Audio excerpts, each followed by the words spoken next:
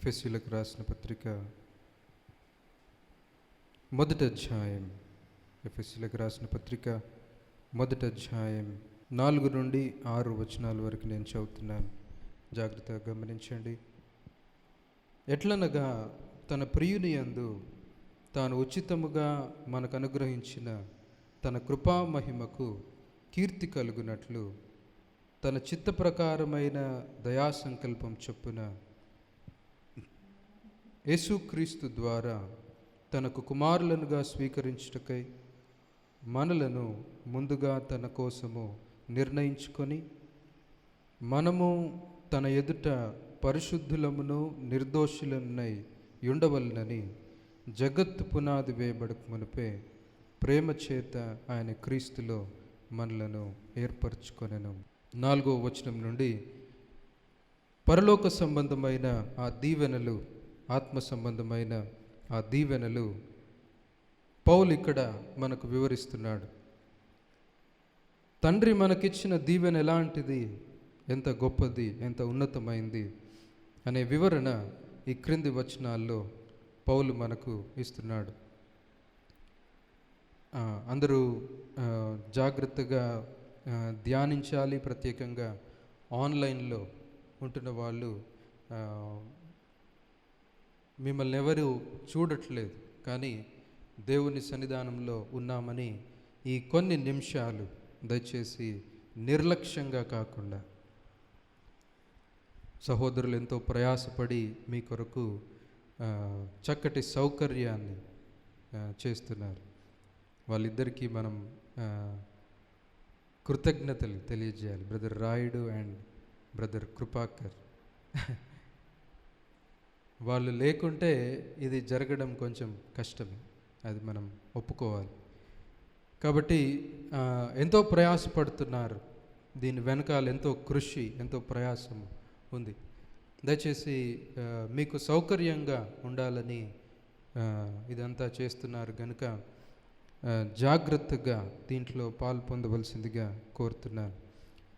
దేవుని వాక్యంలోనికి మనం వెళ్ళినట్లయితే దేవుడిచ్చిన ఆ దీవెనలు, దేవుడిచ్చిన ఆ ఆశీర్వాదములు పరలోక సంబంధమైనవి, ఎంతో ఉన్నతమైనవి. ఏది కూడా వీటితో సాటి రాదు. ఏదైనా మీరు తీసుకురండి, ఎంత ధనమైనా తీసుకురండి, ఎంత పేరైనా తీసుకురండి, ఏది కూడా దీనితో సాటి రాదు. ఆత్మ సంబంధమైన, పరలోక సంబంధమైన దీవెన దేవుడు మనకు అనుగ్రహించాడు. యేసుక్రీస్తులో దొరుకుతున్న భాగ్యం అది. ఆదాం ఒక ఆయన ఈ విధంగా పోల్చాడు. ఆదాము మనకి దీవెన ఇవ్వలేడు. ఆదాము మనకు ఎలాంటి దీవెన ఇవ్వగలుగుతాడంటే భూలోక సంబంధమైన దాన్నే ఆయన ఇవ్వగలుగుతాడు. అయితే యేసుక్రీస్తు రావడం వలన మనకు కలిగిన భాగ్యం ఏంటి అని అంటే ఆత్మకు సంబంధించిన దాంట్లోనికి మనకు ప్రవేశము దొరికింది. నిత్య జీవంలోనికి మనకు ప్రవేశము దొరికింది. ఇదిగో క్రీస్తులో ఆశీర్వాదము ఇదే, పరలోక సంబంధమైన ఆశీర్వాదము. ఒక్కొక్క దాన్ని వివరిస్తున్నాడు. దాంట్లో మొదటిది జగత్తు పునాది వేయబడక మునిపే, 6వ వచనం ఆఖరి భాగంలో, జగత్తు పునాది వేయబడక మునిపే ప్రేమ చేత ఆయన క్రీస్తులో మనలను ఏర్పరచుకున్నాడు. ఏర్పాటు అనేది మొదటి దీవెన అని మనం చూసాం. ఎంతమందికి జ్ఞాపకం ఉందో? ఇది 3వ వారం మనం ఏర్పాటును గురించి ధ్యానించడం. నాకైతే ఆ అంశాన్ని విడిచిపెట్టి వెళ్ళాలని అనిపించట్లేదు. దేవుని ఏర్పాటు, గాడ్స్ ఎలక్షన్, అంత మధురమైన సత్యం అది, అంత ఉన్నతమైన అంశం అది. మనల్ని ఇది పూర్తిగా భూమి పుట్టక మునుపు ఉన్న కాలంలోనికి తీసుకొని వెళ్తుంది. దేవుడు ఒక్కడే ఉన్నాడు, త్రియేక దేవుడు. దూతలు కూడా ఉన్నారో లేరో తెలియదు. వాళ్ళు కూడా ఒకరోజు సృష్టింపబడ్డ వాళ్ళే. కాబట్టి దేవుడు ఒక్కడే ఉన్నాడు. ఒకవేళ మీరు ఊహాత్మకంగా అలా బ్యాక్వర్డ్ ఏమంటాం, ఇప్పుడు వాడే పదం ఏంటో, అప్పుడైతే రివైండ్ అని వాడేవాళ్ళు. చిన్న టేప్ రికార్డర్ ఉండేది, క్యాసెట్ వేసి ఫార్వర్డ్ నొక్కొచ్చు, రివైండ్ నొక్కొచ్చు. ఇప్పుడు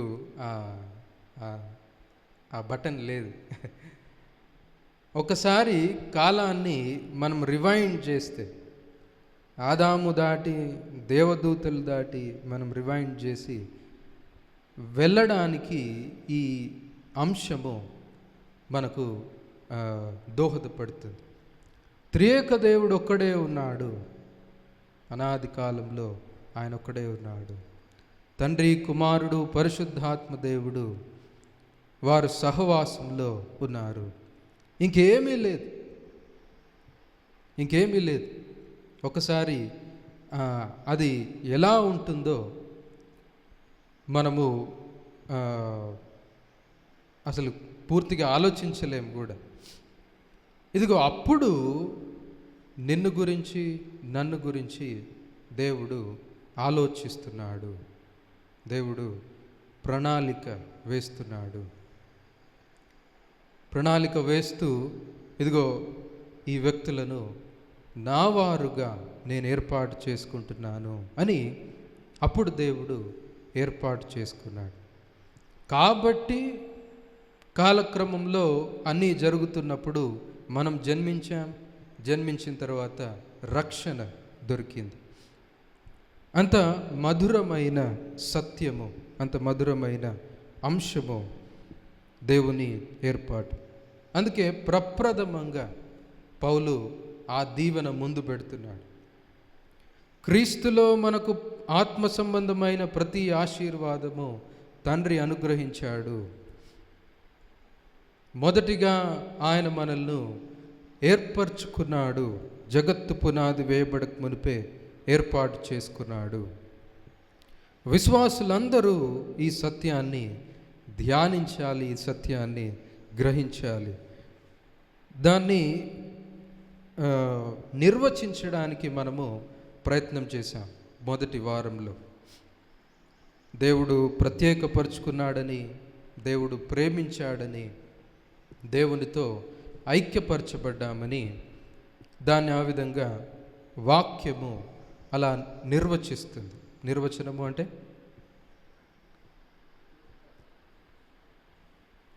డెఫినిషన్. ఏర్పాటు అనే దాన్ని ఎలా మనం నిర్వచించవచ్చు అని అంటే, ప్రేమించాడు, ప్రత్యేకపరుచుకున్నాడు, ఇంకా ప్రాముఖ్యంగా ఆయనతో ఐక్యపరచబడ్డాం, ప్రణాళికలో ఐక్యపరచబడ్డాం. అప్పటికి ఇంకా మనం లేం. మన పుట్టుక, మన ప్రారంభము ఇప్పుడే. అయితే ఆయన ప్రణాళిక వేస్తున్నప్పుడు, ఆయన ప్రణాళికలో ఆయన మనల్ని ప్రేమించాడు, ఆయనతో ఒకటి చేయబడ్డా. ఆ తర్వాత రెండవ వారము దాని యొక్క మేలును మనము ధ్యానించాం. ఏర్పాటు వలన కలిగే మేలు, దేవుడు మనల్ని రక్షించాడు. దేవుడు మన గర్వాన్ని తొలగించి మన మోకాళ్ళ మీద పడే విధంగా ఆయన చేశాడు. అప్పుడే ఒక వ్యక్తికి రక్షణ వస్తుంది. తన స్వంత వాటిపైన ఆధారపడినంతసేపు ఆ వ్యక్తికి రక్షణ ఉండదు. నాలో ఏమీ లేదు అని ఎవరైతే ఆయన దగ్గరికి వెళ్తారో వారు రక్షింపబడతారు. ఇది ఈ విధంగా ఏర్పాటును బట్టి కలిగే మేలు మనము గత వారం మనం చూసాం. దేవుడు మనకు తండ్రిగా ఆయన ఉండి, యేసుక్రీస్తు మన కొరకు ఈ లోకంలోనికి వచ్చి తన ప్రాణమును క్రయధనముగా మన కొరకు అర్పించి, ఇంకెవరి కొరకు ఆయన రాలేదు. చాలాసార్లు ప్రభు ఆ మాట చెప్తాడు. ఏర్పరచబడిన వారి కొరకే ఆయన వచ్చి శిలువ కార్యం జరిగించి ఆత్మను అనుగ్రహించి ఈ విధంగా రక్షణ, మేలు, పరిశుద్ధత, ఆత్మ సంబంధమైన అభివృద్ధి ఏర్పాటు వలన మనకు కలుగుతుంది. అదే కాకుండా సాధారణమైన క్షేమం కూడా మనకు కలుగుతుంది అని మనము గత వారం చూసాం. ఏర్పాటును నిర్వచించడానికి ప్రయత్నించాం. సంపూర్తిగా దాన్ని నిర్వచించడం అసాధ్యము. ఆ తర్వాత దాని వలన కలిగే మేలులను మనము గత వారం చూసాం. ప్రాముఖ్యంగా నాకు తట్టిన దీన్ని ధ్యానిస్తున్నప్పుడు తట్టిన అంశం ఏంటి అనంటే, మన పిల్లల పట్ల కూడా దేవుడు సాధారణమైన కాపుదలను అనుగ్రహిస్తున్నాడు. రక్షింపబడలేదు కదా అని వారిని మనము పక్కన పెట్టదు.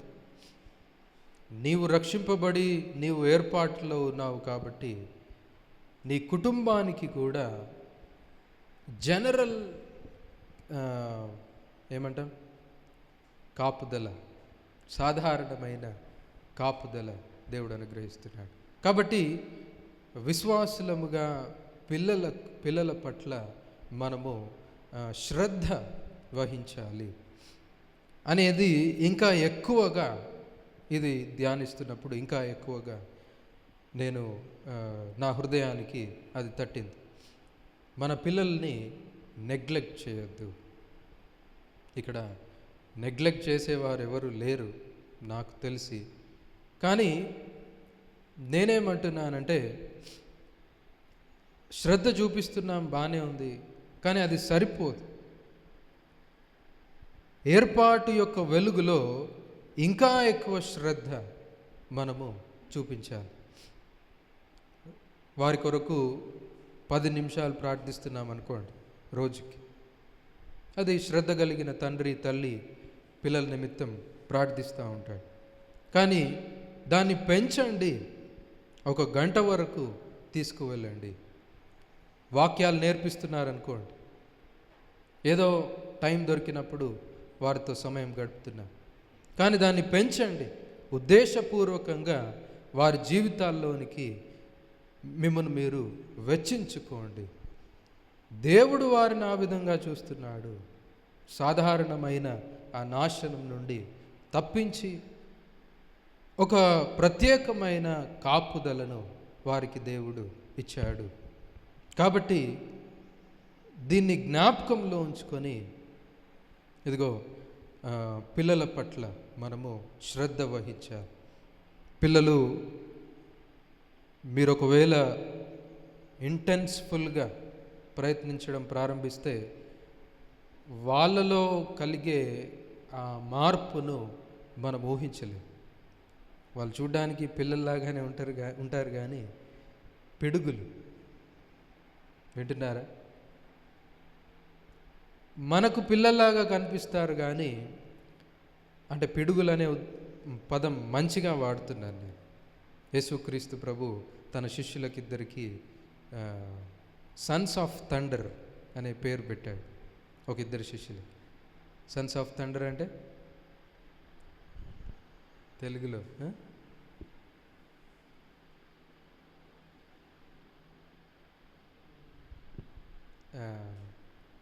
ఉరిమే కుమారులు. అంటే ఎక్కడున్నా వీళ్ళు ఉరుముతూ ఉంటారు అన్నట్టు. పిల్లలు మనము సాధారణంగా చూస్తాం కానీ మనము ఇన్వెస్ట్ చేస్తూ ఉంటే ఫలితం చాలా ఎక్కువగా చూస్తాం. మాకు పిల్లలు లేరు కదా అని ఎవరు అనుకోవద్దు. వీళ్ళందరూ మీ స్వంత కుమారులు కుమార్తెల వలె మీరు భావించి ఏది చేయగలిగితే అది వారికి చేయాలి. తర్వాత దేవుడు మీకు కూడా పిల్లలు ఇస్తాడు. అప్పుడు మీ పిల్లల్ని మీరు చూసుకోవచ్చు, మేము కూడా చూసుకుంటాం. సంఘంలో దొరికే ఆధిక్యత అది. సంఘ వాతావరణంలో పిల్లలకు దొరికే ఆధిక్యత అది. కాబట్టి మరి ఒకసారి చెప్తున్నాను, వారిని అశ్రద్ధ చేయకుండా, ఎవరు అశ్రద్ధ చేయట్లేదు, కానీ ఎక్కువ సమయం ఇవ్వాలి అని ఇదిగో ఈ అంశాన్ని ఆధారం చేసుకొని మిమ్మల్ని బ్రతిమిలాడుతున్నాను. ఎక్కువగా ప్రార్థన చేయడం, ఎక్కువగా వారికి దేవుని సత్యాలు నేర్పించడం, పాటలు నేర్పించడం, ఆత్మ సంబంధమైన వాటిని వారికి ఎక్కువగా సమకూర్చడం మనము తప్పనిసరిగా చేయాలి. ఈ విధంగా సాధారణమైన క్షేమము మనకు కలుగుతుంది అని మనం చూసాం. ఏర్పాటు వలన కలిగే మేలుంది, అదేవిధంగా ఏర్పాటును బట్టి దేవుడిస్తున్న హెచ్చరికలు అంటే వార్నింగ్స్, ఏర్పాటును బట్టి దేవుడిస్తున్న వార్నింగ్స్ కూడా మనము తెలుసుకోవాలి. ఏర్పాటు అనే ఈ సత్యము ఎంత నెమ్మదినిచ్చిందో, ఎంత హృదయంలో సంతోషము, శాంతినిచ్చిందో, అదే సమయంలో అంత వార్నింగ్ కూడా మనకు ఇస్తుంది, హెచ్చరిక కూడా మనకిస్తుంది. ఏర్పాటును మనం ధ్యానిస్తున్నప్పుడు దాన్ని గ్రహించాలి. ఎందుకు చెప్తున్నానంటే, మన బైబిల్లో పాత నిబంధన ఉంది, క్రొత్త నిబంధన ఉంది. ఏర్పాటు జరుగుతున్నప్పుడు వాస్తవానికి ఏం జరిగింది అంటే నిబంధన జరిగింది. అందుకే 6వ వచనం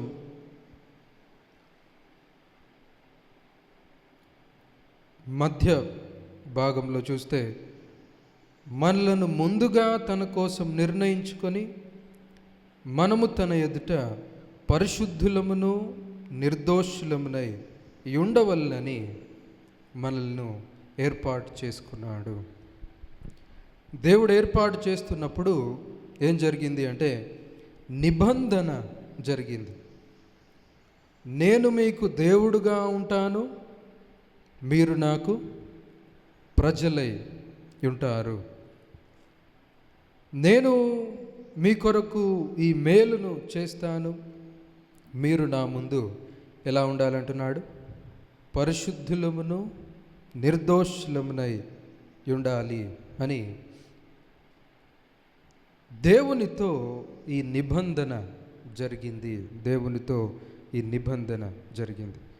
విశ్వాసి అనేవాడు ఈ ఏర్పాటును ధ్యానిస్తున్నప్పుడు దాన్ని జ్ఞాపకం చేసుకోవాలి. నిబంధనలో మనమున్నాం. నిబంధన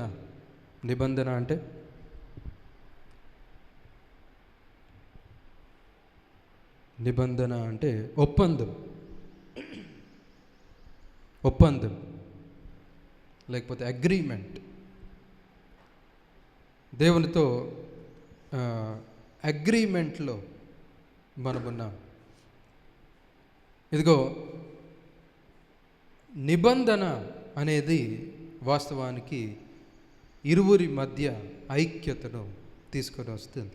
ఐక్యపరచబడుతున్నప్పుడు దేవునికి మనకు ఈ నిబంధన జరిగింది. పాత నిబంధన అని ఉంటుంది, క్రొత్త నిబంధన అని ఉంటుంది. కానీ అవేంటో మనకు తెలియదు. మనము దాంట్లో ఉన్నామన్న సంగతి కూడా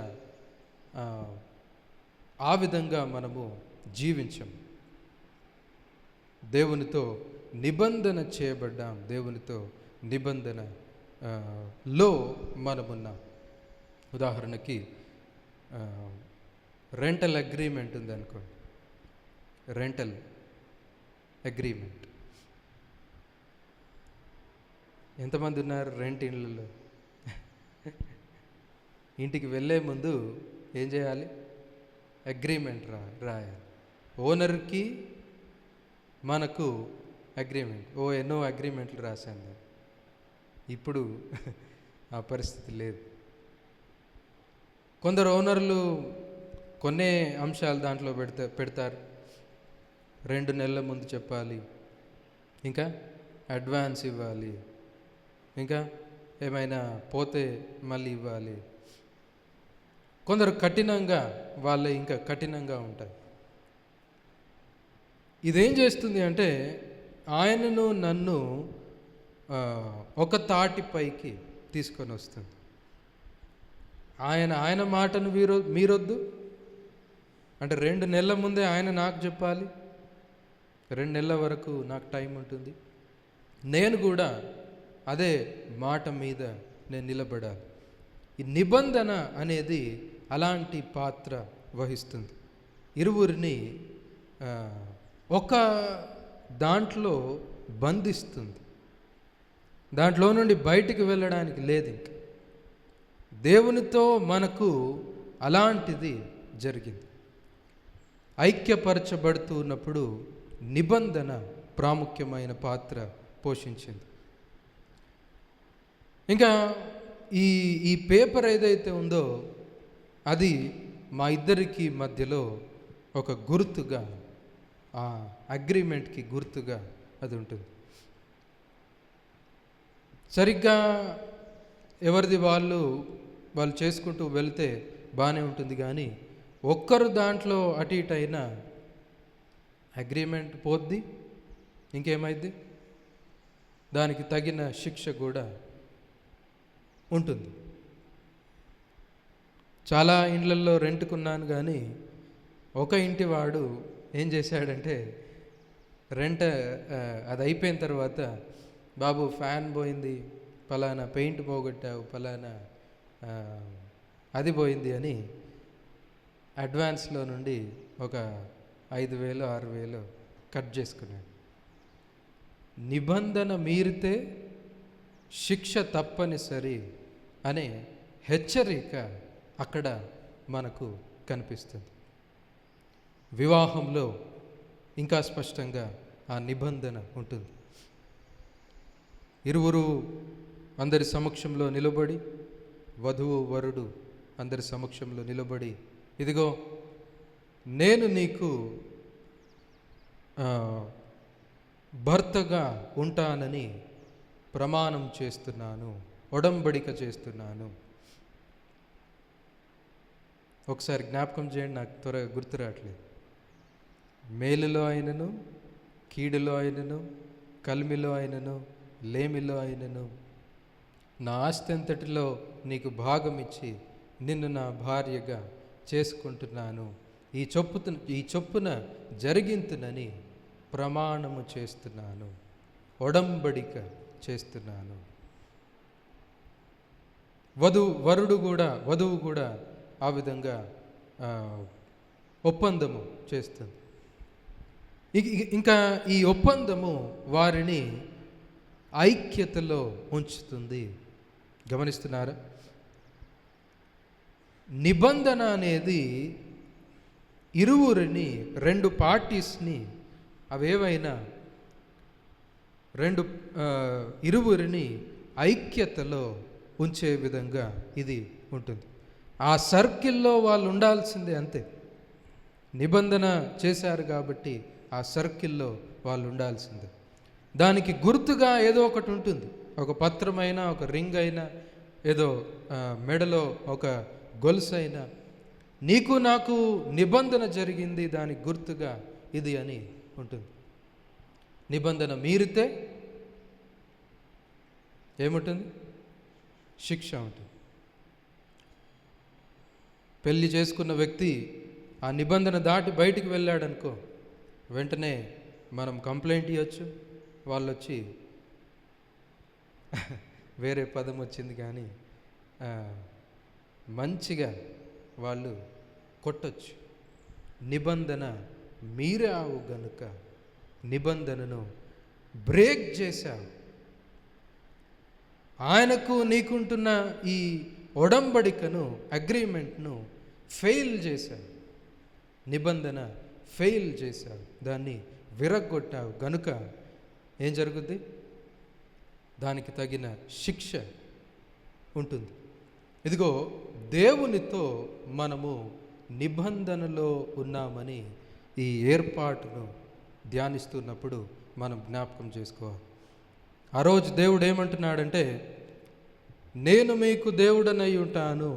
ఆ చిన్న గుంపుని ప్రత్యేకపరుచుకుంటూ అనాది కాలంలో నేను మీకు దేవుడనై ఉంటాను, మీరు నాకు ప్రజలై ఉండాలి, నా ముందు నిర్దోషులుగా పరిశుద్ధులుగా ఉండాలి అని దేవుడు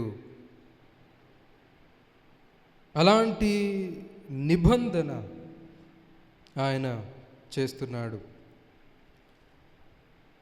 దేవుడు చేస్తున్న నిబంధన ఎలా ఉంటుందో మనము చూడాలి అంటే, అబ్రహాముతో నిబంధన దేవుడు చేశాడు. ఆ నిబంధన మనము చూసినప్పుడు కొన్ని విషయాలు అక్కడ మనకు అర్థమవుతాయి. దేవుని నిబంధన ఏ విధంగా ఉంటుంది? ఆదికాండం 15వ అధ్యాయం, ఆదికాండం 15వ అధ్యాయం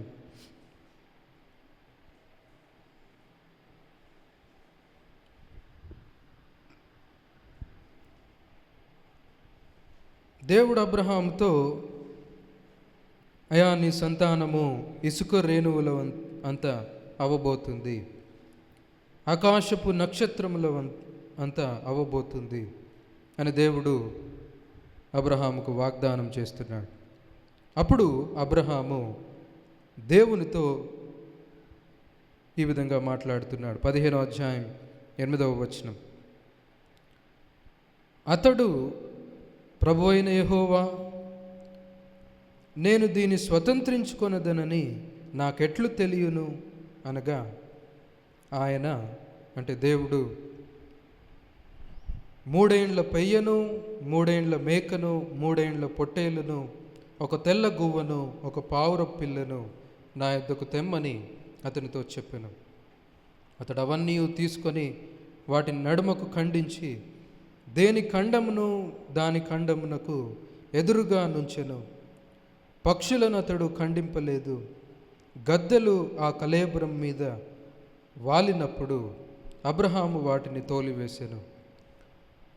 ప్రొద్దుగుంకపోయినప్పుడు అబ్రహాముకు గాఢ నిద్ర పట్టెను.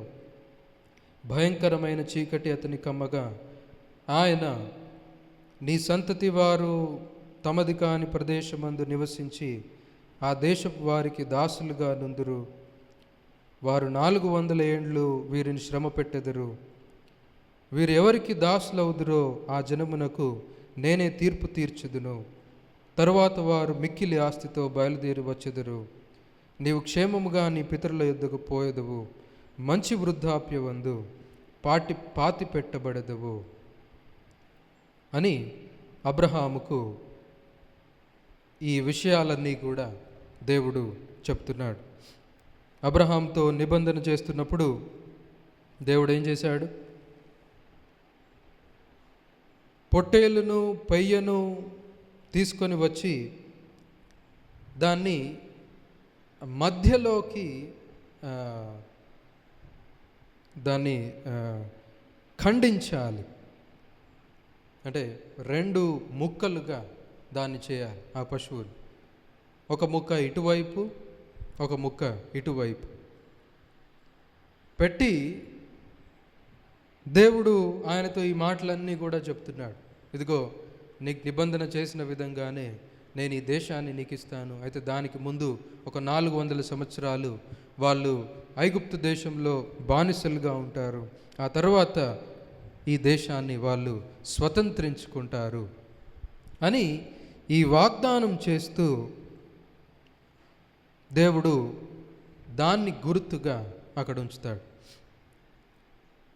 అంటే దేవుడు చేస్తున్న నిబంధన ఏ విధంగా ఉంటుంది అంటే, ఆయనే అగ్రిమెంట్ రాస్తాడు, ఆయనే దానివల్ల వచ్చే బెనిఫిట్ రాస్తాడు, దాన్ని మీరితే వచ్చే నష్టము ఆయనే రాస్తాడు.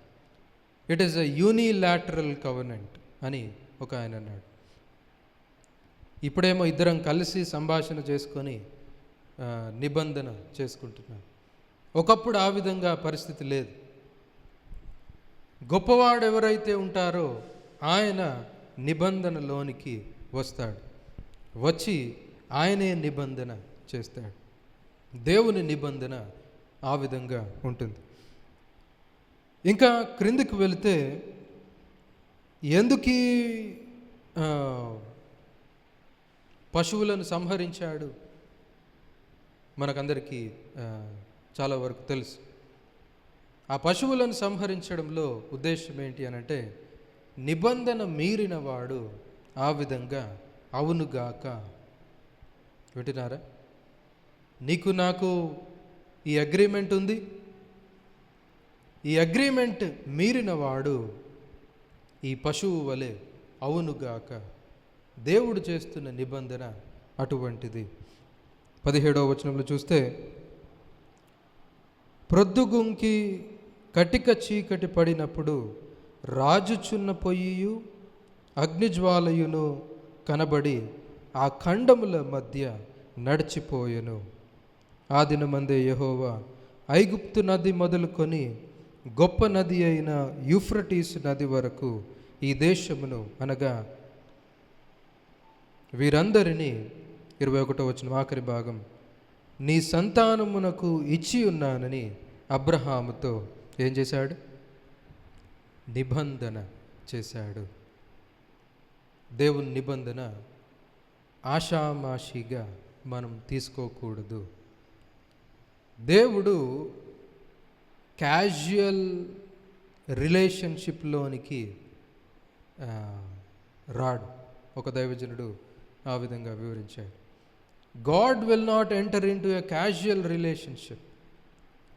మనలాగా ఈరోజు అగ్రిమెంట్ రాసి రేపు దాన్ని వదిలిపెట్టే అలాంటి వ్యక్తిత్వము దేవునిది కాదు. దేవుడు ఒక వ్యక్తితో నిబంధనలోనికి వస్తున్నాడు అని అంటే అది జీవ మరణములతో ముడిపడి ఉంది. ఆ రెండింటిని ఇటొక ముక్క పెట్టి ఒక మంట వాటి మధ్యలో నుండి వెళ్ళింది అని ఇక్కడ దేవుని గ్రంథంలో మనం చూస్తున్నాం. ఒక మంట, రాజుచున్న పొయ్యియు అగ్నిజ్వాలయు ఆ రెండింటి మధ్యలో వెళ్ళింది. అంటే సింబాలిక్గా అక్కడ ఏం జరుగుతుంది అంటే, దేవుడు వాటి రెండింటి మధ్యలో నుండి ఆయన నడుచుకుంటూ వెళుతున్నాడు. దేవుడు చెప్తున్న మాట ఏంటి అని అంటే, నేను ఈ నిబంధనను మీరితే నాకు అలాంటిది అవునుగాక.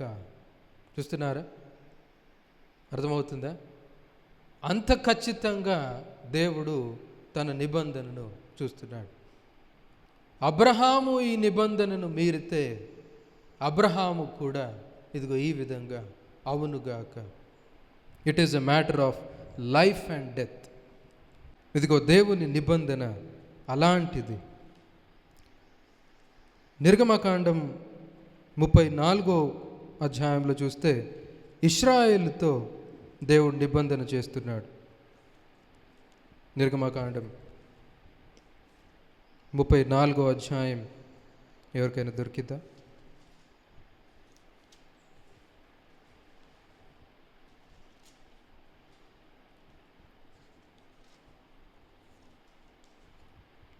నిర్గమకాండం 34వ అధ్యాయం 10వ వచనం,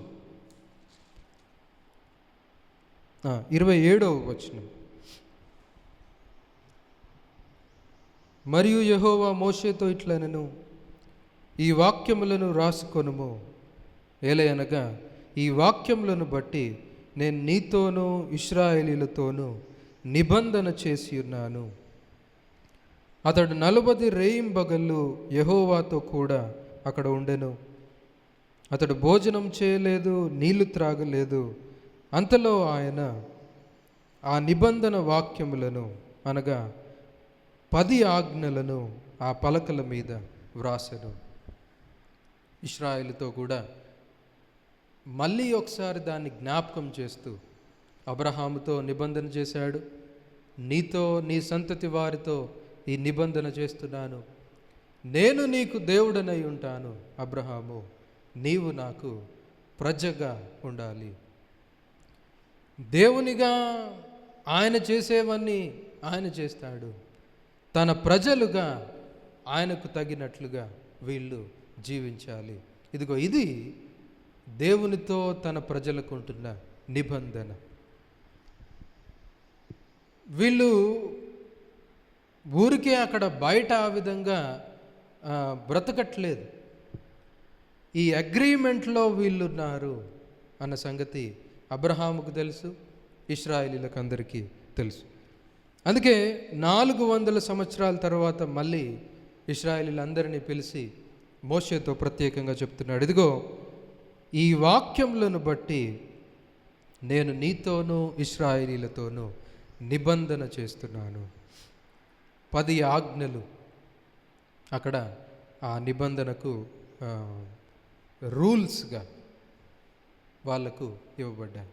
నేను తప్ప వేరొక దేవుడు నీకుండకూడదు, దేవుడు ఒక్కడే మన ఏకైక ఆశ అయి ఉండాలి, ఇంకా వేరే వాటిపైన మన దృష్టి ఉండకూడదు. మన ఆరాధన, మన సంతోషము, మన ప్రయాసము అంతా కేవలము దేవునికే, కేవలము క్రీస్తుకే వెళ్ళాలి. ఇదిగో ఇది నిబంధన. ఇంకా ఎన్నో వాక్యాలు వారికిచ్చి దేవుడు మళ్ళీ అబ్రహాముతో చేసిన నిబంధనను మరి ఒక రీతిగా ఇక్కడ దేవుడు చూపిస్తాడు.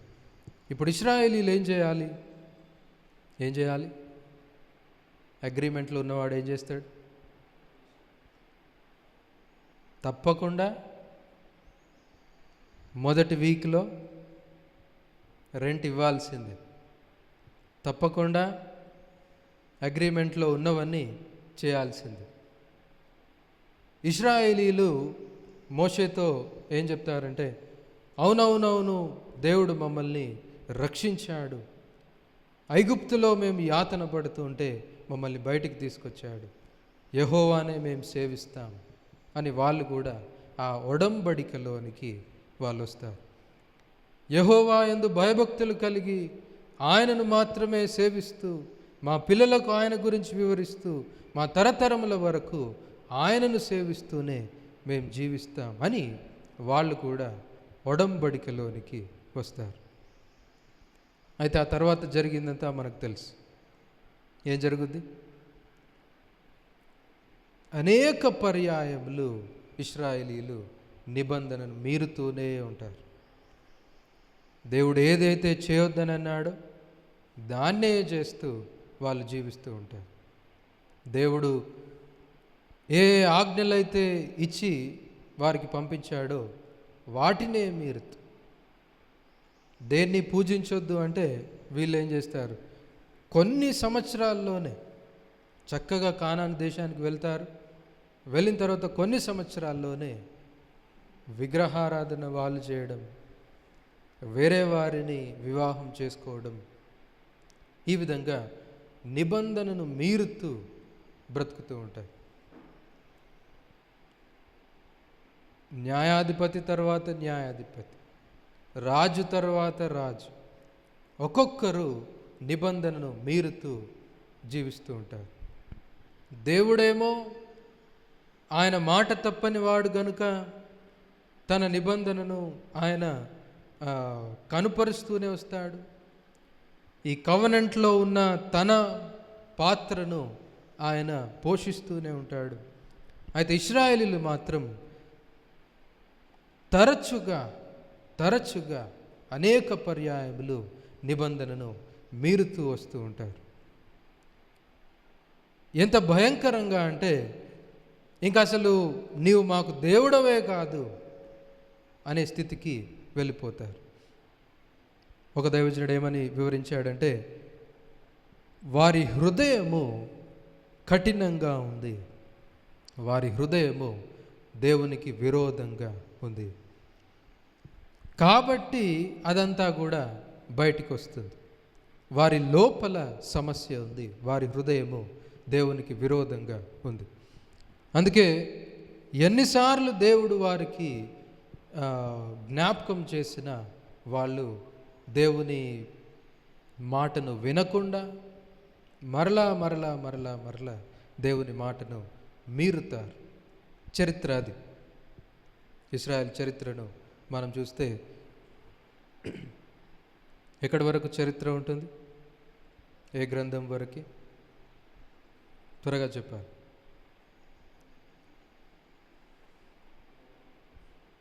ఎజ్రా నెహెమ్యా వరకు చరిత్ర దాదాపు ముగిసిపోయినట్టు. జరిగిన చరిత్ర అంతా కూడా ఈ విధంగా ఉంటుంది. ప్రవక్తలు ఏం చేస్తారు అంటే, ప్రవక్తలు వచ్చి చెప్తున్న మాట ఏంటి అని అంటే, మీరు నిబంధన మీరారు కాబట్టి దేవుడు శిక్షించబోతున్నాడు.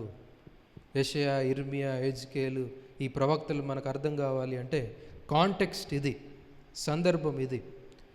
దేవుడు వారితో నిబంధన చేశాడు, దేవుడు నిబంధనను తప్పట్లేదు. అయితే ప్రజలు మాత్రం భయంకరమైన విరోధ భావము దేవుని పట్ల చూపిస్తున్నారు. ఇంకా వాళ్ళ పరిస్థితి ఏ విధంగా ఉంది అంటే, నువ్వు దేవుడవు కదా, నువ్వు నిబంధన పెట్టుకోవాలి, మేం చేయలేం అని అంత కఠినమైన ప్రవర్తన, అంత భయంకరమైన పాపంలోనికి వాళ్ళు వెళ్ళిపోతారు. నువ్వు చేయాల్సింది నువ్వు చేయాలి, మేం చేయలేం, మేము ఇదిగో ఇలా బ్రతుకుతూనే ఉంటాం, అయినా మా ఎడల నీవు కృప చూపించాలి, ఎందుకంటే మేము అబ్రహాం సంతానం, అబ్రహాం మాకు తండ్రి, కాబట్టి దేవుడు మాకు కృప చూపిస్తాడు, మేమెంత పాపం చేసినా పర్వాలేదు అన్న రాయి వంటి హృదయపు స్థితిలోనికి ఇశ్రాయేలీలు వెళ్ళిపోతారు. ఇదిగో అలాంటి సందర్భంలో ప్రవక్తలు వచ్చి వాళ్ళు చేసే పని ఏంటి అంటే, అయ్యో ఇశ్రాయేలీయులారా, మీరు నిబంధన మీరారు కాబట్టి మీకు శ్రమ రాబోతుంది, అంతేనా? అగ్రిమెంట్ దాటితే తప్పకుండా దానికి చెల్లించాల్సిన మూల్యం చెల్లించాల్సిందే. ఇంకా అగ్రిమెంట్ కూడా ఉండదు, ఇంకా మీకు దేవునికి ఇంకా నిబంధన ఉండదు అని ప్రజలు వచ్చి హెచ్చరిక చేస్తూ ఉంటారు. ఒకసారి ఇర్మియా గ్రంథం, ప్రజలు కాదు ప్రవక్తలు వచ్చి హెచ్చరిక చేస్తూ ఉంటారు. ఇర్మియా గ్రంథం 34వ అధ్యాయంలో ఈ చక్కటి మాట మనం చూడొచ్చు. ఇర్మియా గ్రంథం 34వ అధ్యాయం 18వ వచనం. మరియు నా సన్నిధిని తాము చేసిన నిబంధన మాటలు నెరవేర్చక దానిని అతిక్రమించు వారిని తాము 2 భాగములుగా కోసి వాటి మధ్య నడిచిన దూడతో సమానులుగా చేయుచున్నాను. అనగా యూదా అధిపతులను, యెరూషలేము అధిపతులను, రాజపరివారంలోని వారిని, యాజకులను, దేశ జనులందరినీ, ఆ దూడ యొక్క 2 భాగముల మధ్య నడిచిన వారినందరినీ ఆ దూడతో సమానులనుగా చేయుచున్నాను. ఇర్మియా డైరెక్ట్గా ఎక్కడి నుండి తీసుకుంటున్నాడు? ఇది అబ్రహాము యొక్క నిబంధన దగ్గర నుండి ఇది తీసుకుంటున్నాడు. ఇర్మియా వెళ్ళి ఇశ్రాయేలీలతో చెప్పు ఈ విధంగా, నా నిబంధనను అతిక్రమించారు కాబట్టి దూడతో సమానులుగా వారిని చేయబోతున్నాను. దూడతో సమానులుగా అంటే దూడ ఏ విధంగా అయితే మధ్యలోనికి ఖండించబడిందో, ఇదిగో వీరిని కూడా అలా శిక్షించబోతున్నాను. చూస్తున్నారా? దేవునితో చేయబడిన నిబంధన అలాంటిది, జీవ మరణములతో ముడిపడి ఉంది. దేవుడు నిబంధనలోనికి వస్తే క్యాజువల్గా, సాధారణంగా ఆయన నిబంధన ఉండదు. నిబంధనను పాటించిన వాడు బ్రతుకుతాడు, నిబంధనను మీరిన వాడు ఏమైంది? మరణిస్తాడు. 20వ వచనంలో చూస్తే, ఆ దూడతో సమానులుగా చేయుచున్నాను, వారి శత్రువుల చేతికిని, వారి ప్రాణము తీయజూచు వారి చేతికిని వారిని అప్పగించుచున్నాను. వారి కళేబరములు ఆకాశ పక్షులకును భూమృగములకును ఆహారముగా ఉండును అని వచ్చి వీళ్ళు ప్రవచిస్తూ ఉంటారు. ఒక ప్రవక్త తర్వాత ఒక ప్రవక్త, ఎహెజ్కేలు, ఇర్మియా, యెషయా వీళ్ళందరూ వచ్చి 70 సంవత్సరాలు మీరు శిక్షింపబడబోతున్నారు, ఫలానా రాజు వచ్చి మీ గర్భిణులను సహితము ఆయన శిక్షించబోతున్నాడు అని వీళ్ళు ఆ వార్నింగ్, ఆ హెచ్చరిక వాళ్ళు ఇస్తున్నారు. కాబట్టి నిబంధనలో ఉన్నవారు ఏం జ్ఞాపకం చేసుకోవాలి? నిబంధన ఎంత అయిపోతుంది. దేవుడు చెప్పిన విధంగానే వారందరికీ శిక్ష వస్తుంది, అంతేనా? ప్రజలు మరణిస్తారు, ప్రజలు హింసింపబడతారు. కానీ అదే సమయంలో ప్రవక్తలు ఇంకొక ప్రవచనం కూడా వాళ్ళు చేస్తూ ఉంటారు. ఇంకొక ప్రవచనం ఏంటి అని అంటే, దేవుడు కృపగలవాడు, దేవుడు దయగలవాడు, దేవుని కృపను ఆధారం చేసుకొని ఈ నిబంధన ఉంది, నిబంధనను నిలబెట్టేవాడు రాబోతున్నాడు అని ఒకవైపేమో హెచ్చరిక చేస్తూ ఉంటారు, ఒకవైపేమో దేవుని యొక్క కృపను తెలియజేస్తూ ఉంటారు. దేవుడు కృపగలవాడు కాబట్టి ఈ నిబంధన మీకు ఇచ్చాడు. నిబంధనను నిలబెట్టడానికి మెస్సయా రాబోతున్నాడు, దేవుని కుమారుడు రాబోతున్నాడు, ఆయన ప్రాయశ్చిత్తము, ఆయన ద్వారా ఈ నిబంధన నిలబడబోతుంది అని ఇటు ఒక రకమైన ఆదరణ మాటలు, ఇటు ఒక రకమైన హెచ్చరిక మాటలు ఆయన ప్రవక్తలు చేస్తూ ఉంటారు. ఆ క్రమంలో ఏం జరుగుతుంది అంటే, పైకి నిబంధనలో ఉన్నవాడు ఈ దేవుడు చెప్తున్న ఈ కఠినమైన మాటలను చూసి ఇంకా దేవునికి విరోధంగా పాపం చేస్తూ పూర్తిగా నాశనంలోనికి వెళ్తాడు. వింటున్నారా? అందరు నాతో పాటే ఉన్నారా? మనకిది చాలా అవసరం, అందుకే దీన్ని మీకు జ్ఞాపకం చేస్తున్నా.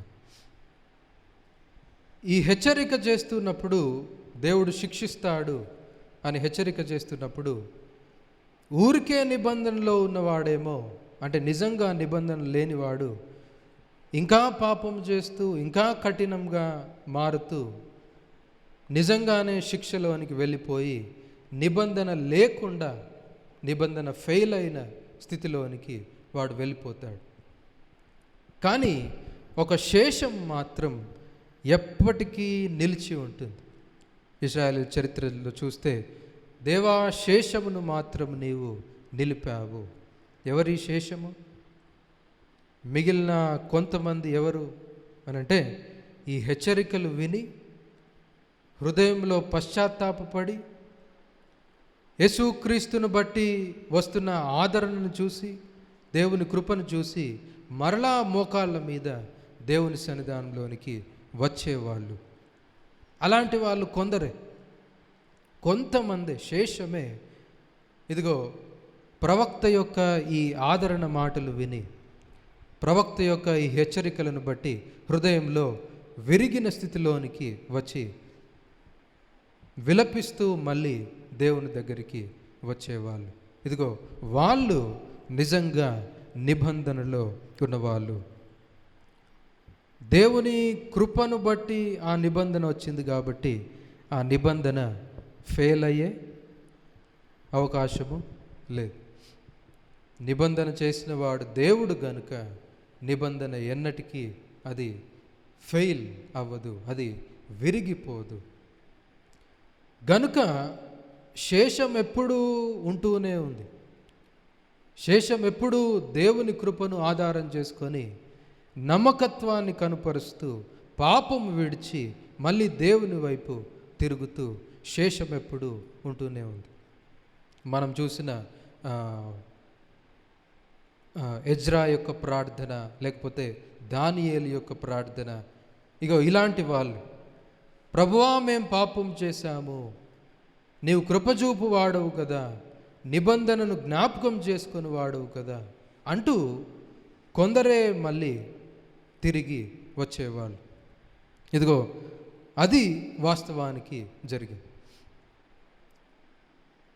తత్ఫలితంగా వాళ్ళు ప్రవచనాలు చేస్తున్నట్టుగానే యేసుక్రీస్తు ప్రభు ఆయన నిబంధనకు మధ్యవర్తిగా, నిబంధనను నిలబెట్టే వాడుగా ఆయన ఈ లోకంలోనికి వస్తాడు. కొరింథీయులకు రాసిన పత్రిక 1వ అధ్యాయం, క్షమించండి, 1 కొరింథీ పత్రిక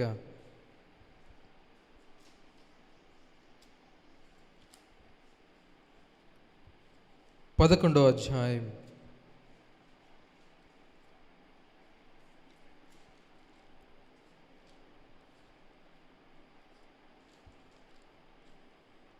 24వ వచనంలో యేసుక్రీస్తు ప్రభు చెప్పిన మాట అక్కడ మనకు కనిపిస్తుంది. కొరింథీయులకు రాసిన 1వ పత్రిక 11వ అధ్యాయం 24వ వచనం. ప్రభు అయిన యేసు తాను అప్పగింపబడిన రాత్రి ఒక రొట్టెను ఎత్తుకొని కృతజ్ఞతాస్తులు చెల్లించి దానిని విరిచి, ఇది మీ కొరకైన నా శరీరము, నన్ను జ్ఞాపకం చేసుకున్నటకై దీన్ని చేయుడని చెప్పెను. ఆ ప్రకారమే భోజనమైన పిమ్మట ఆయన పాత్రను ఎత్తుకొని, ఈ పాత్ర నా రక్తము వలనైన క్రొత్త నిబంధన, మీరు దీనిలోని త్రాగునప్పుడల్లా నన్ను జ్ఞాపకం చేసుకున్నటకై దీన్ని చేయుడని చెప్పెను. యేసుక్రీస్తు క్రొత్త నిబంధనకు మధ్యవర్తిగా ఆయన నిబంధనను నిలబెట్టడానికి ఆయన ఈ లోకంలోనికి వస్తాడు. ఒక రకంగా చెప్పాలి అంటే నిబంధన మీరిన వాడు ఏ విధంగా అయితే మరణానికి పాత్రుడో, రక్తము చిందింపబడాల్సి వస్తుందో, వారి కొరకు క్రీస్తు ఆయన రక్తము చిందింపబడి ఆయన మరణానికి పాత్రుడు అవుతాడు. యేసుక్రీస్తు చేసిన ఈ ప్రాయశ్చిత్తము, యేసుక్రీస్తు యొక్క పరిశుద్ధతను బట్టి ఈ నిబంధన మళ్ళీ నిలబడే అవకాశం ఉంది. అబ్రహామైనా, మోషే అయినా, దానియేలైనా ఆ శేషమంతా కూడా ఎటువైపు చూస్తున్నారు అనంటే ప్రవక్తలు చెప్పే ఈ నిబంధన నిలబెట్టే వాని కొరకు చూస్తున్నారు. పూర్తిగా చూడలేదు, కానీ ఆయన వస్తాడు, దీన్ని నిలబెడతాడు అని ఆయన వైపు చూశారు. అబ్రహాము గురించి రాయబడిన మాట ఏంటి అనంటే, అబ్రహాము నా దినము చూసి ఏం చేశాడు? సంతోషించాడు. క్రీస్తు రాబోతున్నాడు, ఆయన వచ్చి మనుషులకు రక్షణ కలుగజేస్తాడని అబ్రహాము ఇదిగో క్రీస్తును చూసి సంతోషించాడు అని దేవుని వాక్యం మనకు తెలియజేస్తుంది. కాబట్టి ప్రవక్తలు హెచ్చరించేటప్పుడు మీరు మరణిస్తారు అని హెచ్చరిక చేశారు. అదే సమయంలో దేవుని కృప ఉంది, కృపను నిలబెట్టడానికి ఆయన కుమారుడు రాబోతున్నాడు, మీతో క్రొత్త నిబంధన దేవుడు చేయు దినములు రాబోతున్నాయి అని ఈ సంతోష వార్త, సువార్త ప్రకటించారు. ఇది ఆ విధంగానే యేసుక్రీస్తు ఈ లోకంలోనికి వచ్చి తన ప్రాయశ్చిత్తం మూలముగా దేవునితో మనకుంటున్న ఈ నిబంధనను, ఈ ఒడంబడికను ఆయన నిలబెట్టి ఉంటున్నాడు. యేసుక్రీస్తులో ఆయన మనకు దేవుడుగా ఉంటాడు. యేసుక్రీస్తులో మనం ఆయనకు ప్రజలముగా ఉండగలుగుతాం. క్రీస్తు రక్తము చిందింది.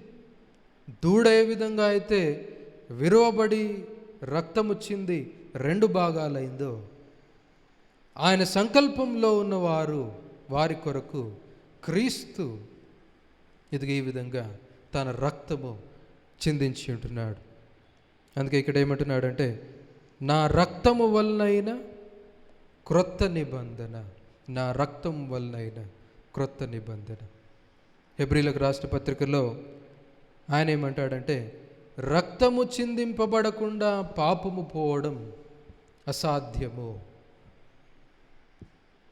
నిబంధన యొక్క వెలుగులో ఆ మాటను మనం చదివితే ఇంకా చక్కగా అర్థమవుతుంది.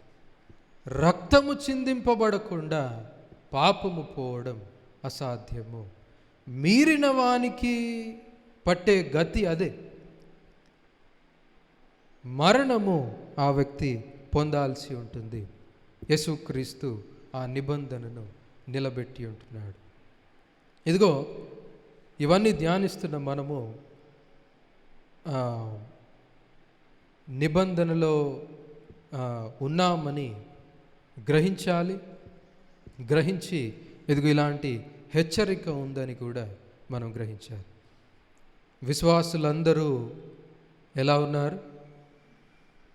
అందరు చెప్పాలి, దేవునితో నిబంధనలో మనమున్నాం.